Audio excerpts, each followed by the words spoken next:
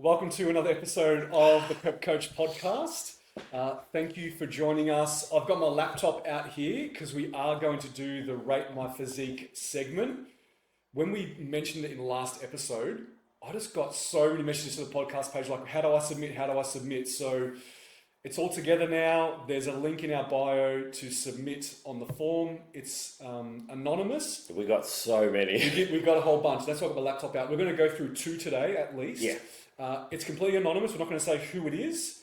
Actually, there was no place for them to put their name anyways. Some of them we do recognise some people, but also too is I will flash up the photos on the screen, but I'll remove their face, cover their face, so that obviously we keep it anonymous. But obviously we're going to look at it on our laptop as we go through it. And I suppose the big part to it is, so we're going to do a couple per episode to not make every episode just rating physiques, but to give people a little bit of an insight as to like from a coaching perspective, not necessarily from like an NBA judging perspective, although we may touch on some points there too, is like if I'm looking at these in check-ins, here's the things that I'm looking at and point out, you know, positives and potentially some areas for improvement too. Again, this is all constructive and just trying to help people, I suppose, you know, present the best version of themselves come show day. So it's exciting, but thanks to everybody who sent them through. There's so many there. Like there's probably enough for the next 3 or 4 months, but you know, we'll do a couple at a time and hopefully people find it valuable. So awesome. Do you just want to get stuck into the first one? Or do you let's do one and then we'll get into some questions and then we'll finish on one maybe. Oh, awesome. Yeah. So I'm going to start with this first one. What we've asked for is current body weight, current height, current phase, current goal, when your next show is, and any other relevant information, and then any photos they wanted to send through. So this first lady here, she's 58.8 kilos. She's 163 centimeters. She's currently in week 8 of prep. Yep. And she wants to get stage lean. So that would be someone doing season C. Yeah, she wants to get stage lean for fitness category in NBA, and she's doing the Melbourne show in September. Okay, and she's a first timer, and she is over 40. So let's have a look at her photos. I'll bring them up on my computer screen, but obviously we'll bring them up on the screen for the podcast. So we can see here, firstly, is the back shot. I'm going to cycle through them. So that's the back shot, back pose. Then we've got a side profile shot. And then we've got a front pose there. Awesome. Okay. Awesome. So you want to start with the back shot? Yeah, for sure. Yep. So for me, this athlete looks like she's got plenty of tissue. Now, whether this is a composition or a muscularity issue, I think it's maybe a little bit of both because this competitor's got freaking epic quads, which you can see in the front shot when the front shot turns around. Yeah. There looks to just be a tiny little bit of an imbalance from the quads in the rear shot to say the width of the lats. Yep. However, only being 8 weeks into prep, I think once this athlete gets a lot leaner and gets stage lean, I don't think that imbalance will be there anymore. Mm-hmm. So I think it's just an imbalance for this point in time. And that's a point out of just how good this competitor's quadriceps are, which you're going to see in a little bit. Mm-hmm. I like the amount of tissue that this athlete holds through the arm. So if you look at the tricep, there's noticeable tissue there, which is great. Again, to be nitpicky, when those lats get a little bit leaner as well, I think that V taper will just be further exaggerated. Good amount of mid and lower trap tissue, which is great. Yeah, definitely.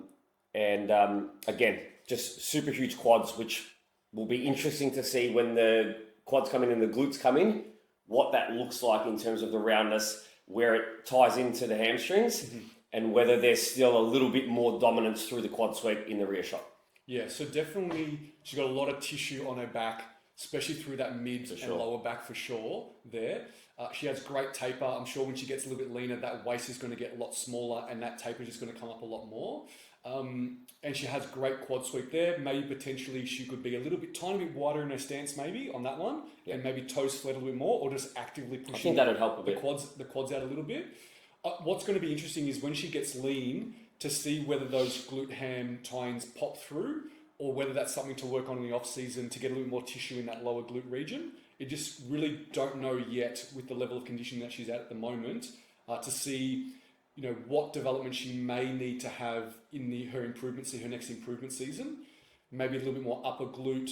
I'm just looking at that kind of roundness, that peach, and also that lower glute region. But all in all, for what she needs to do for prepping, because she's in prep, she's not going to grow any more tissue. She just needs to maybe make sure she does get definitely lean up to make sure those glute hams do pop in. Even something if like, if you look at the feet and you look at the right foot where it's positioned, because it's in a different position to where the left foot is, I think that's also making that right quad sweep look bigger. See how it fits a little bit further forward. So potentially changing feet position might even make that look a little bit more symmetrical. But like from a tissue perspective, looking at fitness, I think absolutely ticks the box. Yeah, 100%. Definitely fitness for sure. I'd even say jump into sports because you can cross over and you might as well give it a shot as well. Let's go to the side profile shot here. Doesn't really show us much. And it's even for me, I think I only use these types of comparison shots, if I've got a competitor who is, maybe starting a pre-prep phase at a higher composition or weight, needs to maybe lose it across 2 phases to show how far you've come, because it's not really posed and doesn't really give you any type of, I suppose, indication of where they're at, from a judging perspective. So I would say just go to the front shot, man. So awesome. Front shot, she's doing a more front pose with the one leg standing out to the side.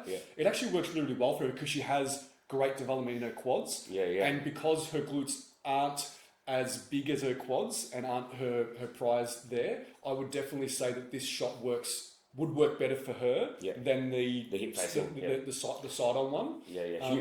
Great quadriceps. And I pointed out in the rear shot about the arms, biceps, triceps, the tricep hanging the shoulders, and you can see here in the front shot that this is where they really, really come to light. And in fact, if you look at from a balance perspective in this shot, it to me looks a hell of a lot better. Purely because the focus becomes on the quadriceps, not necessarily on the glutes. And when you've got arms and shoulders that are also that size, it looks quite balanced front on.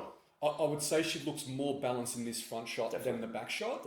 But again, some posing could fix the back shot to make it a little bit more balanced. But she's got great tissue on her delts and her arms. I'd even say be mindful of not overtraining the arms too much because the biceps are looking pretty big and you don't want to take away too much from the delts. Man, I mean, in the rear shot, the triceps hit me instantly. So, maybe, and this person might already be doing minimal volume. You just don't know. Again, context is always going to be important. But just, on looking at the photo itself, development is on the money for where the category is. I would think with the amount of weeks left, with the current composition, that you're already starting to get a little bit of quad separation, some ab outline, there'd be no reason why this competitor wouldn't be stage ready by season C Victorian show. Maybe some minor posing tweaks to the rear shot with foot position and potentially knee position. But otherwise, just time, really. Also, just in this front shot, I think trying to get the lats out a little bit more, maybe rolling the shoulders forward and flaring the lats a little bit more to get that taper because you can't see the taper as much. And also, what about that knee? What about that? So just going back to the upper body for 1 second, also the hand that's on the hip, I'll probably have a little bit higher. So not as low. You're talking about the knee. Like it almost looks like it's hyperextended. Whereas would you just, I'm not saying unlock it, but just soften it a tiny bit perhaps? Because wouldn't that also naturally turn on a little bit more quadriceps? If you're leaning into it. If you can unlock it slightly so it's not hyperextended but still be able to flex it, would be really, really good. Just to not have the back of the knee joint coming out further than the hamstring. Because... Does that make sense? Because obviously it's hyperextended slightly. Yeah. And again, these are the 1%ers, but overall, should be really proud of the level of muscularity. I think. Do you want to guess what we think her stage weight should be?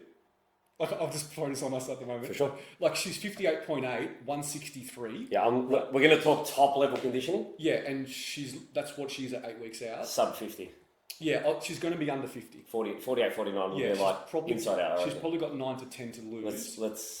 Can she please message us back and tell us? And that'll be great. Also, like, if we say a number and that blows your mind, also please understand, like, I undershot the mark for so long as a coach early on as well, and I feel like it took me a really long period of time to truly know how much somebody needed to pull off. And that came with time. But even I'll still have consults nowadays with people who are like, oh, how much do you think I need to lose? And I'll say this number. They'll be like, what? That's that much? I'm like, that's how much you need. Can be, yeah. So that's cool. Do you want to keep rolling? Do you just go to the next one? Yeah, we can do another. Let's do another one. Let's just go to the next one. Okay, so this next competitor, I'm just going to bring it up on my screen. Just give a final, like conclusion or like a bit of a wrap up of that competitor. Yeah, so I think that definitely from a posing perspective in the back pose, maybe tweak the stance and the quad flare so it balances the upper body because the lats are looking pretty big there. Otherwise, I wouldn't really adjust anything in that pose. It's now just about getting leaner. Maybe in the off season, I would be looking at upper glute development and lower glute development. Again, we won't really know until we get there to see what the gaps are. And then in the front pose, try to get the lats out a little bit more. Shoulders look awesome. They're nice and round and bubbly. Maybe don't train the arms too much so that they don't take away from the shoulders too much. And then I don't think there needs to be much to do with from a developmental perspective in that front shot. She's got pretty good delts, pretty good quads. Sure. I think it's pretty locked down from that perspective. Agreed. Maybe there's a slight tweak on the front pose with the hyperx in the knee, but I think as you get leaner, you always swap and change posing a little bit as well. Now, we don't see the quarter turns because remember, fitness has quarter turns as well. So it'd be really, really cool to see those quarter turns next time to be able to... Yeah, because that's when the glutes will get exposed from the front. We can do a comparison in season C.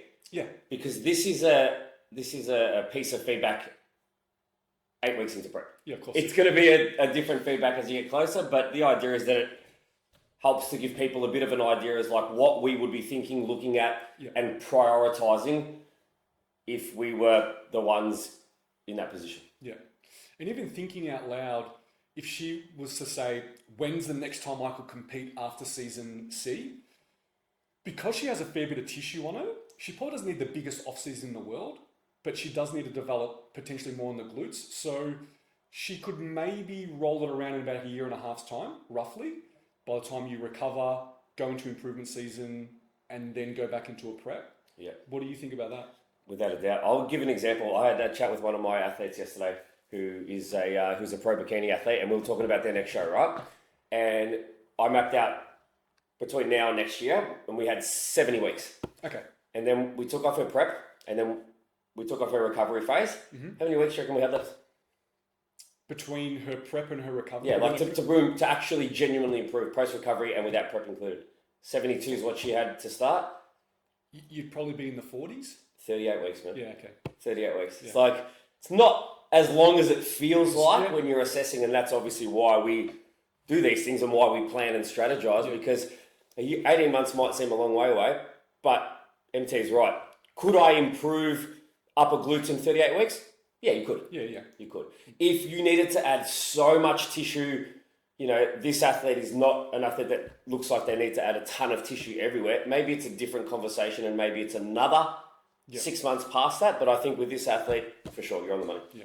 I think it's actually pretty cool when we think about it. She's a first timer and she's looks great. She's in her 40s. That's amazing. Man, I get messages all the time from like potential first timers like, hey, I'm 40 plus. Do you think that I could still do this? I'm like, I know some freak 40 pluses. Like for me, 40 plus is like some of the most muscular physiques in the country. Look at sports model 40 plus at NBA Nationals. It's crazy. Yeah, it's crazy. There was 14 of them and it was monumental, man. Yeah, so it was awesome. 40 plus is kind of setting the tone for muscularity, right? 100%, totally. All right, do you want to move into the next one? Sure. Okay, so this athlete is 60.8 kilos. She's 175 centimeters. She's in prep. She's a bikini and sports competitor for NBA and also a bikini competitor IFBB. Awesome. Her next show is IFBB mid-year, so the winters, and she just did our season A shows because the photos that she provided were from season A. Now, we obviously know who this person is, but it's anonymous, so we're not going to say anything else other than that. But we've got a couple of photos. We've got some stage photos, and then we've also got just some check-in photos as well. So maybe we'll go through the Why don't we just go to stage photos? Yeah, because that's the kind of best presentation of... Yep. Okay, perfect. So this one here is her bikini back pose. Yep. Do you want to kick it off? Yep. So for me, straight away, I think the things that stand out are the glute to hamstring tie is great. You could maybe have just a little bit more visibility, which would mean just a tiny bit leaner, but probably not much more than that. Yeah. I think where that for me is something that needs to be adjusted is if you then look at how the upper body is positioned and where the hands are and how flared the elbows are, that it looks to me like the lower half just looks too dominant for where that is. Yep. So it almost feels like she needs to maybe bring the hands down a little bit lower and maybe just stand a tiny bit more upright in the posture. I agree. Yeah. That's I think just without changing anything else about the muscularity or the conditioning, Yeah. I think if this athlete brought their hands down and lifted up a little bit taller in the torso, Yeah. I actually think that would make it look a little bit more balanced. But, for a bikini rear shot across both NBA and ICN, I think, a little bit more glute to hamstring tie, which would only either come from having more tissue in the area or a little bit more condition potentially, would be the way to go. But I think adjusting that upper torso and hands, I think that actually make a really big difference. 100%. I think that bringing those hands a little bit lower so the elbows don't point as much. Also, maybe clearing the hair a little bit more because you're just hiding some of those rear delts. Well, you can't see the left rear delt at all. You can't see the left and rear that delt. immediately is probably one of the things that created that illusion that the lower half for was sure. more Because I dominant. can't even see the left rear delt at all. And if you look at the right one, where it's got a little bit of round capping, and the left one you've got nothing, there's already a problem. So I would probably recommend for this competitor maybe go straight hair if she can, and just find a way to just keep find it a way in. to bring it in a little bit more because you can't even see the taper of her lats. Yeah, exactly. So, but I also think that you're right. She needs to come up a bit higher more, and bring her chest up.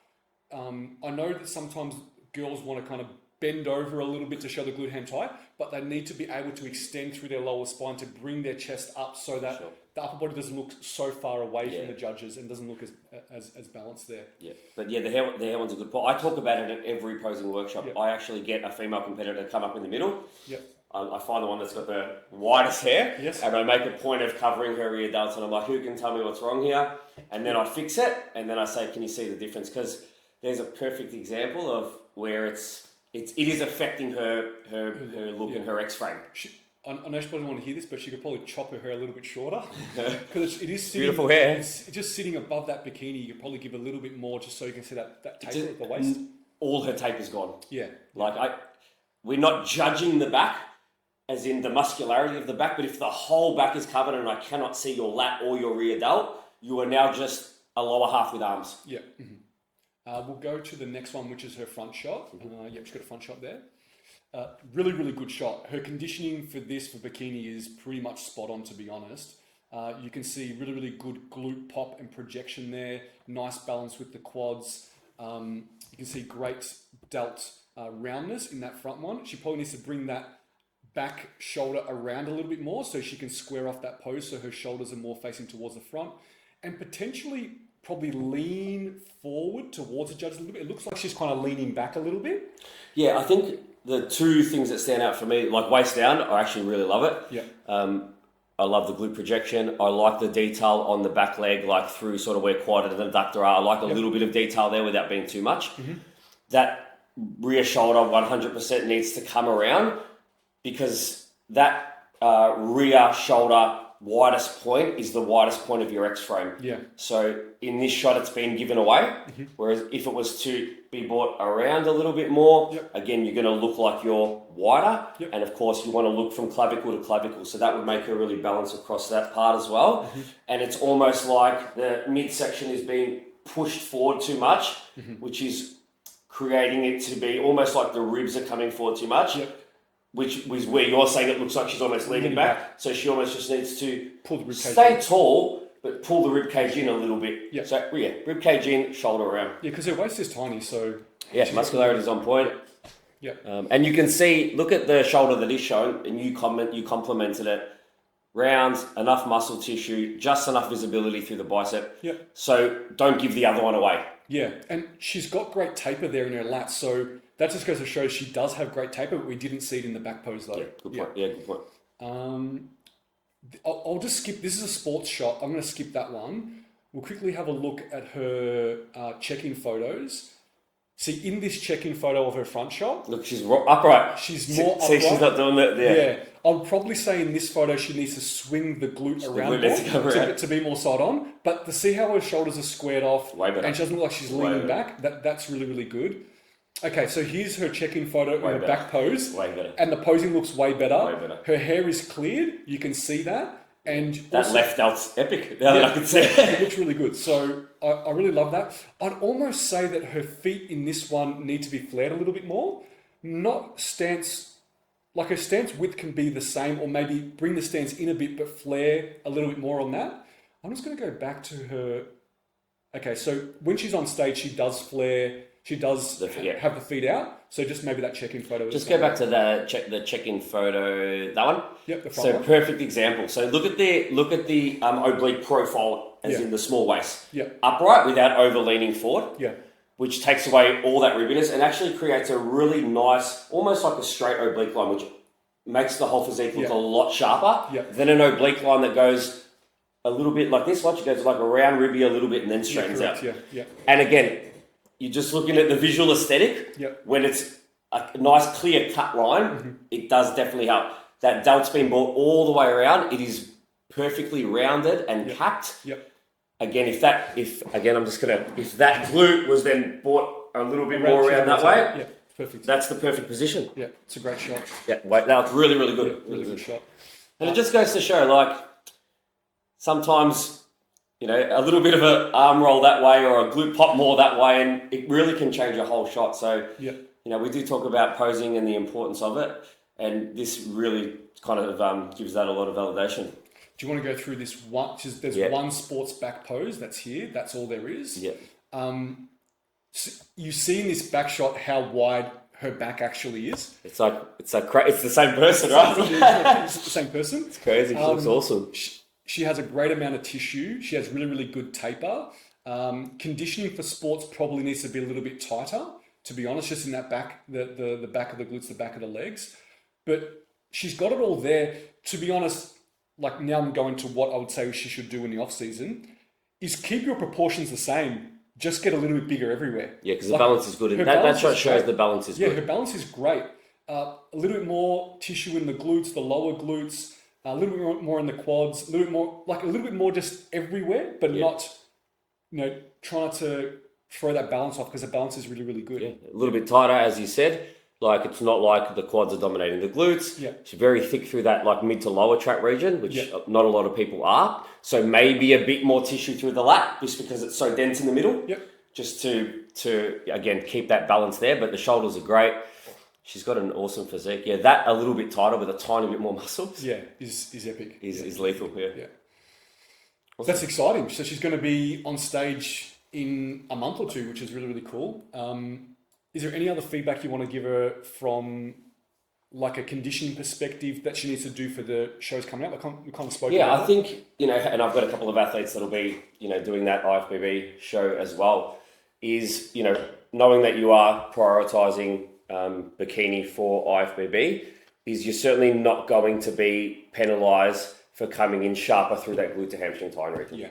If you look at all the competitors that did really, really well, this season, everybody that took an overall was in that top 2 or 3, had some pretty clear glute to hamstring tying with enough tissue there to match. And again, just those adjustments to posing, remembering that what you're trying to create is really clean, sharp lines and a big X frame. More important in NBA and IFBB than I suppose anywhere really. Yep. So that clavicle to clavicle, like in your check-in photo, needs to be how you present on stage. So if you're just that with better posing and a tiny bit sharper, that's probably the best that you can present with the time that you've had. Yep. So that needs to be the focus. Yeah. And improvement season? Yeah, so again, same as you, I would be looking to add a little bit more tissue to the lats just because she's very thick through the mid-back. Her back shots, it's crazy. When I saw that sports back shot, I was like, wow, that is the same competitor. But again, maybe just a little bit on the upper glute as well, just because, she does have pretty decent quads and hamstrings. Yep. So, cool. but she's very balanced. All right.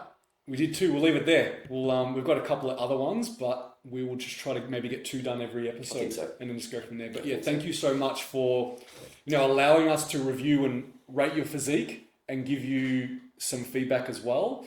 So we really, really appreciate the fact that you did that. Obviously, everything that we've said, make sure you consult with your coach and to make sure that they are aligned with any suggestions that we may be giving.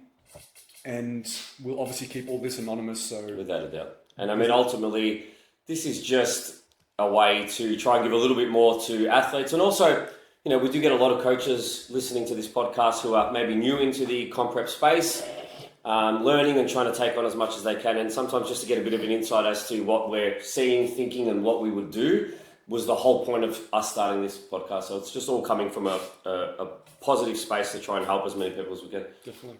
All right, do you want to go into some questions? Yeah, man. It's crazy. We haven't even answered the question. All right. What might come across as a stupid question, but regarding workouts your coach sets for you in the app, is it important to follow the exact order of exercise, or can you shuffle things around? I.e., coach sets deadlifts as the first exercise, but you do them on the third exercise. Yeah, I think as a general rule of thumb, it's okay to make changes. I make changes all the time because sometimes equipment's not available. But just be mindful if you're doing like a deadlift for 3 heavy sets of 8, pushing reasonably close to failure, maybe putting them 5th or 6th is not setting yourself up for success when you think about how gassed you're going to be by that time. That's kind of the main point. The other part to it is I'll sometimes program for my athletes an exercise before a big exercise to get some blood into the area, warm them up, especially with like legs, right? For me, I cannot squat unless I've done like calves and leg extensions. Yeah. My legs suck, and if I do that, I end up just being in pain.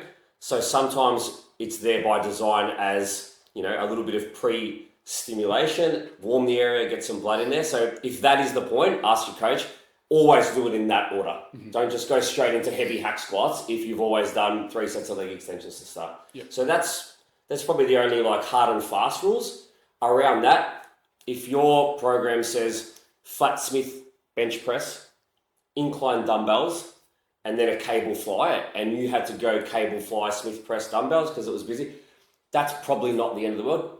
What I would suggest is maybe don't always swap exercise order so that you can get a little bit of valid data as to whether you're genuinely progressively overloading an exercise or whether you just the one that you did first this week, you do third next week. So like you're always fresher for a different exercise. Yeah. So you're not actually sure if you are getting better or you're just less tired. Yeah, I agree with everything that you said. The only thing I would say is I wouldn't swap things around if they were muscle group based. Yeah. So if they're putting deadlifts first, maybe it's because you've got to bring up your posterior, but then you decided to do squats instead of that first, where it's more quad dominant. And you've already got massive quads. Yes, and you've already got massive quads. So there must have been a reason why maybe they put that muscle group at the start of the workout and not towards the middle or towards the end. Yeah. But if it's, as you said, the chest one is a really good one. If it's incline press or flat and you swap one or the other, no big deal. It's still training the chest. So make sure that it's not swapping muscle groups around, but it can swap around exercises for that muscle group, if that kind of makes sense. And I think the rule would, like, if you employ this, try to follow it exactly as it is unless you can't. Yeah. Like, there's a method to the madness. Are you just doing it to, like, be cheeky? Like Matty Hatton, that's what Matty Hatton does, sends me a message and he says, question for the potty, why the fuck do you put the exercises in this order? And I wrote back, just to fuck with you. Yeah, there's normally a method to it. Like, there's definitely a reason. Yeah. The same muscle group, I'm not too concerned as long as it's not like, you know, you're taking out one that was designed to get you primed. Yeah. Before a big movement. Yeah. 100%. Yeah. Current lifestyle coach, but interested in coaching for comp prep, and have some clients interested in the future. Do you or would you do any mentoring for this?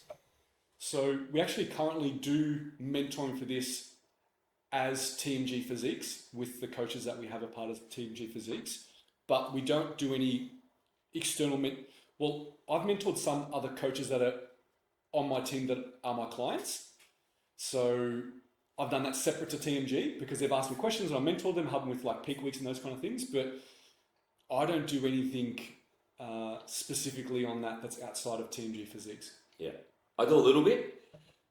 It's purely like if I coach you, you're getting mentored. Yeah, that's kind of like the only difference I have is I've got a couple of people who every now and then in their check-in I have like a development part to it where it's like, hey, this check-in, we're going to spend an additional this amount of time on something that I think would be really, really useful for you. But ultimately, kind of the best way for a mentorship is just to find someone who, you know, is doing what you want to be doing and maybe get them to coach you. Yeah. Not to say you have to do a comp, but equally just being coached as if, you know, you were getting ready for a comp, or at least understanding the fundamentals of it is definitely going to help you be a better coach. Yeah. Hands on. All right. Hey, I've been listening and loving your podcast. You guys give some amazing insights about the bodybuilding world. I'm a long-haul flight attendant and would love to compete in bikini or wellness one day. With switching between 2 to 3 time zones per trip, it's hard one to think about regarding meal timing and sleep. What are your thoughts on this? Tough one. That's a really tough one. Yeah, Have you had a couple of flight attendants? Definitely, but not long. That sounds like very international. Yeah, that sounds like some big flights. Yeah, I think the 2 toughest things. So I've got a lot of like fly in, fly out clients, which has its own challenges because of different accommodation, different meal settings, and I think that would also be quite a difficult one. Ultimately, my recommendation would be around being as planned and organised as possible.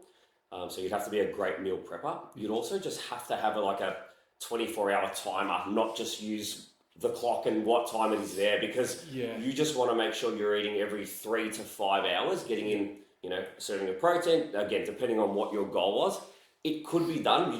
You'd have to rely on a different timing method where you're just running off a 24-hour timer and you're making sure you're eating every so often. Like that would be the baseline strategy. Like we'd go into more depth than that, but it could be done. I think so too. It's like don't worry about chasing the sun, or because it's very, very difficult with different time zones. You need it almost every time after you sleep is like a new day, is like a reset. So you've got 8 hours of sleep, and then you've got those. Yeah, and I'm going to get 4 meals in the next 16 hours. Yeah, and that's then I sleep. Doesn't matter what the time is. I sleep, and then I've got the 16 hours, and I sleep, and I've got and it's kind of. But you'd have to be prepared because, like, if you're flying to Greece, Croatia, Ibiza, back to, and if you think you're going to rely on just finding food to eat, it ain't going to work. So you're going to have a lot of meals frozen that you can take with you that you're able to eat like that if you need to, because you're not going to find healthy stuff that's going to suit your goal. Yeah. So, you know, when we think about just the basics to get through prep,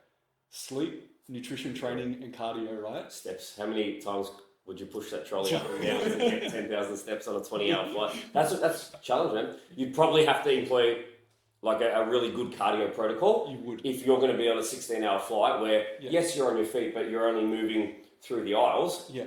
You'd probably need a pretty solid expenditure protocol. Let's call it that. Yeah. I'm just thinking, you just see this flight attendant walking on the escalator, you know, but the travelator, but the opposite way, just to get their steps in. For the bags. Or just you know the airports are really long terminals. Oh, just walking against it. Yeah, walking against it. So the flight's in 40 minutes. I'm going to walk against it for 40 minutes. Because it's funny, because I saw this on, I think it was on Instagram. There was a flight delay for 4 hours, and someone was taking a video of a guy that was walking the opposite way up an escalator to do his steps, like he was on a stair climber. Getting double bang for his buck. Yeah, just on a stair climber. It's impressive. So, but yeah, that would be what we recommend. It's more about sleep timing and wake timing, and then from there you work your way around that. Can be done. We'll just need to sit down, do a really good planning session, have a look at. Again, not sure how your rosters are done and how far in advance you know where you're going to be. But if I have a 2-week or a 4-week plan, I know I'm flying here and here. These are going to be the difficult days. This is when I need a lot of food cooked. Yeah. So it could be done. You just need to be super, super organised, which most prep people are. Yeah, definitely. Then it's going to be obviously planning out when you're going to do your shows. And then getting some time off work. Like that would be the ideal thing. To get some time off work. Because you're going to have a lot of fluid retention that maybe you need to shift, those kind of things. So even just inconsistency in the gyms you're training in. Yeah. If you're in different countries all the time. Like Wanes, all those things are going to be very, very tricky. Yeah. What happens if someone shits themselves on a flight? Can you just triple check that? Just get a tub. Is there a tub? Tell me, is there a tub? So 2 questions about creatine. Does it wreck the quality of creatine if you heat it up in your porridge?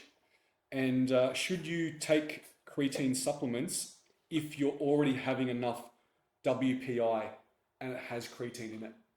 Depends how much is in the WPI. I mean, if you're getting 3 to 5 grams per day in your WPI, no. Then that's fine. Yeah. Ultimately, aim for 5 grams a day. If you're getting 3 from your WPI, supplement with 2.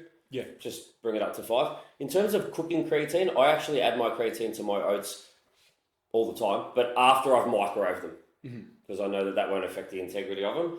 So what I do is I'll microwave the oats, I'll add the protein, stir that around, then I'll add the creatine. I don't think it matters either way, to be honest, because to make that creatine into a powder, they have to heat it, right? To dry it out and make it into a powder. So we'll go from there. I actually wanted to go into a question about some of the exercises that obviously we recommended some development things with some of those people on the Rate My Physiques. Lower glutes we talk about a lot, right? Because it's easier. Yeah. So what are some of the exercises you would implement to train that lower glute region? Well, hip thrust would be number one.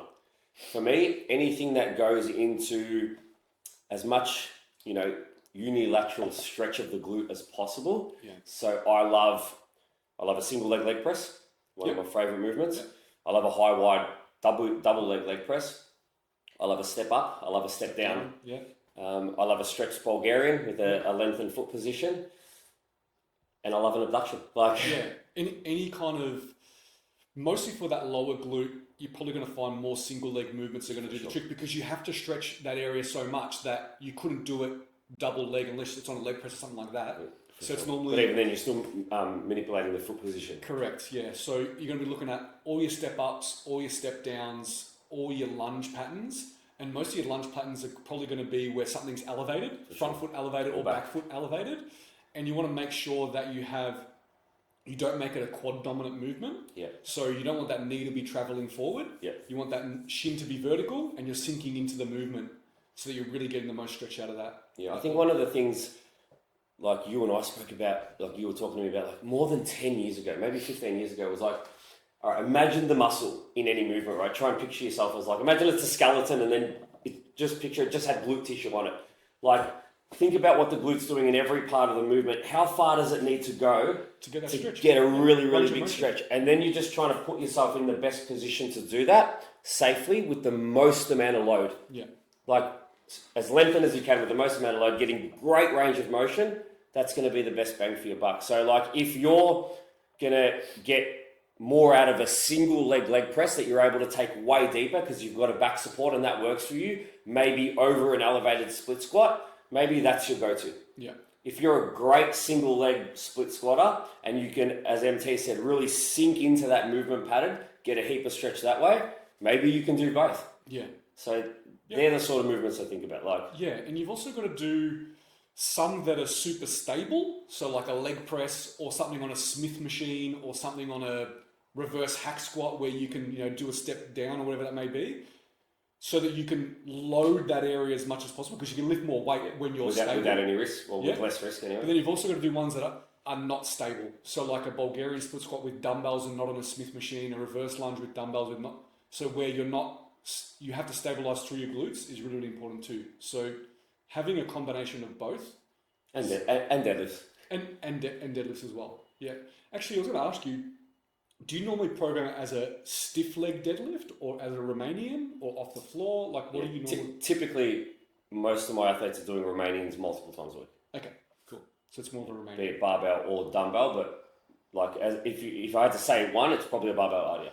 And it's the focus on it is not, and this is where I think a lot of people get confused, is like, you see people, taking the bar all the way down.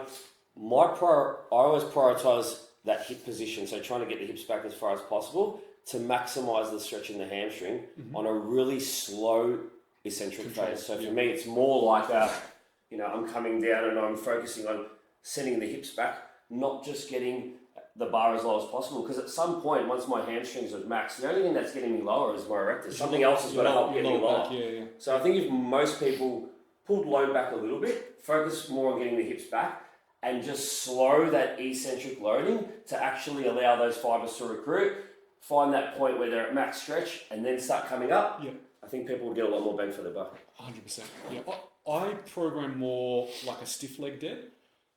And it's more to kind of trick the athlete, because I find that when they do Romanians, when they're coming down, their knee goes forward and almost moving it into like a traditional, conventional deadlift. Yeah.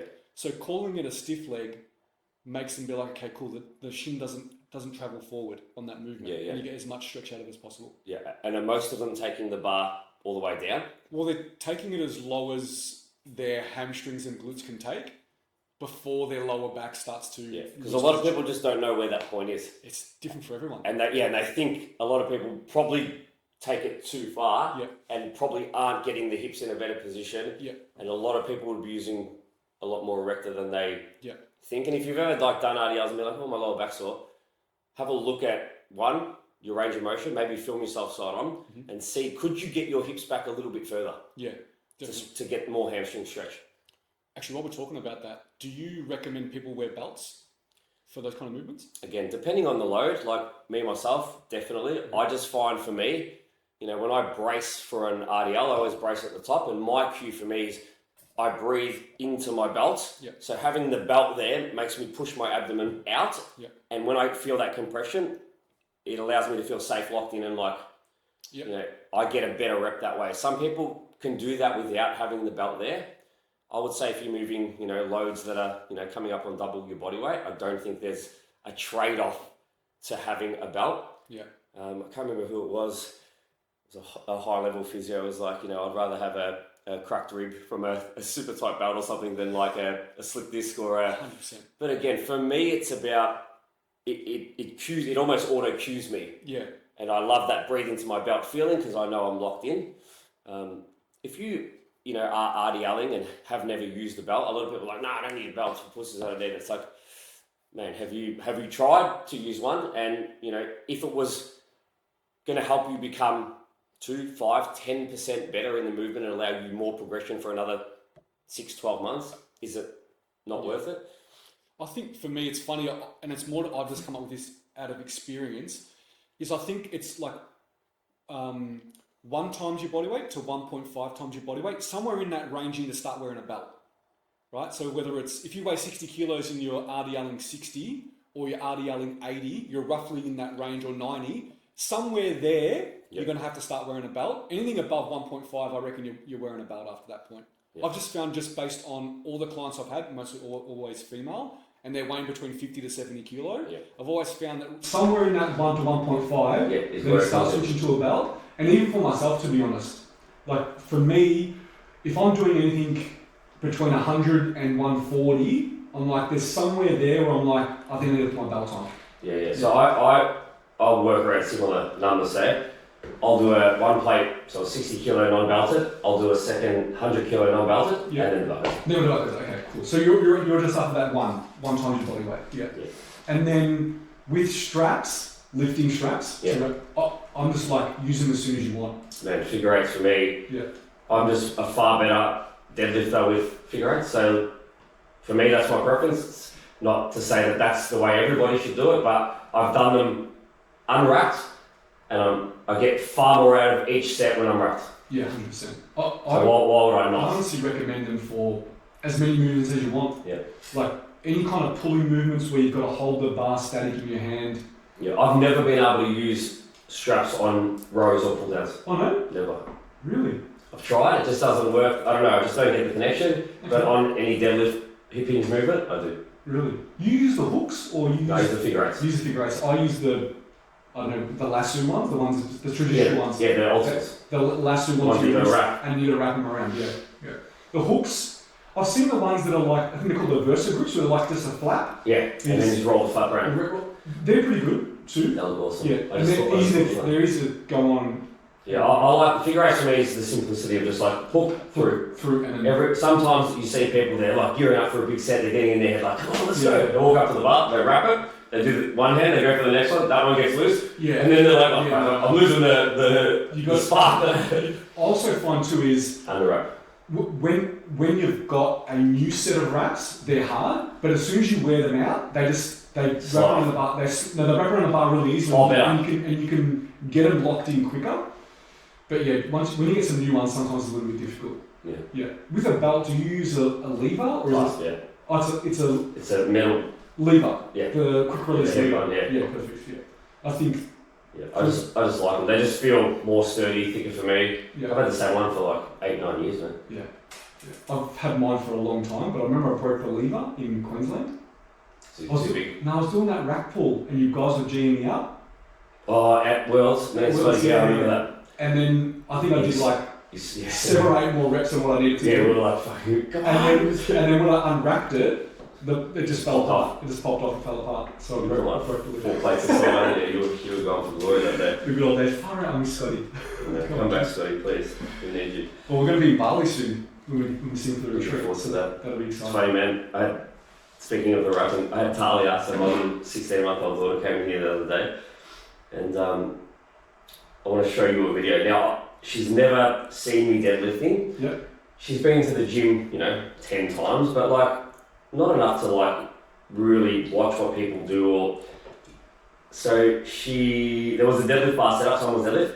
She just did this off her own accord, and I'm like, I just have no idea how she knew what to do. She basically I won't bore everyone, but she basically just walked up to a barbell that had 2 plates on it, and just started as if she was wrapping and rolling her fingers. Oh wow. Which is just like crazy, man. They absorb so much, don't they? It's like everyone who's listening who has kids is probably like, man, they literally pick up on everything. But yeah, just like the fact that I can't remember an instance where she would have actually seen somebody do this. It's like, is she just made to be a deadlifter? Is that like? Is that like her future? Listen. Oh, she did too. Yeah, look at that. Like she just. That's so cute. She just She's like chinking in the background. And yeah. She just walked up to it. Just knew like. She's ready for it. You're gonna post that. You should post it. I will. On the story. I'll show everyone. But yes, she's literally just. She's cute. Rolling the bar and getting ready for her top set with her beanie and her puffer jacket on. All right, we're good. Any questions? That was good. Enjoyed that. Please send through any more questions. Rate My Physiques. The link is in the bio, so you can submit them anytime. We'll definitely get through them. And that is it. Thanks for listening and watching, and we'll see you next time.